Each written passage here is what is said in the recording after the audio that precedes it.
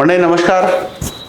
आपण जे कापसामध्ये अंतर मशागत करतो त्यामध्ये जी शेवटची डवरणी असते की त्यानंतर डवरणी चालणं शक्य होत नाही, नंतर कापसाची मोडतोड होते, तर ही शेवटची डवरणी जी आहे या डवऱ्याला दोरी बांधून मातीची भर अवश्य द्यावी।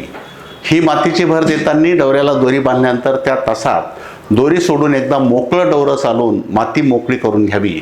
याचे अनेक फायदे होतात। पहिला फायदा म्हणजे मातीची भर दिल्यामुळे सऱ्या पडतात, जास्त पाऊस पडला तर शेतातून पाणी वाहून जायला मदत होते। दुसरा फायदा, तिथे कमी पाऊस पडला तर मोकळ्या मातीमध्ये पाणी भरपूर तिथं मुरते, शेताच्या बाहेर पाणी जात नाही। तिसरा फायदा, मुळांवर माती पडल्यामुळं झाडाची पकड पक्की होते, हवा वगैरे आल्यानंतर सुद्धा झाडं पडत नाही।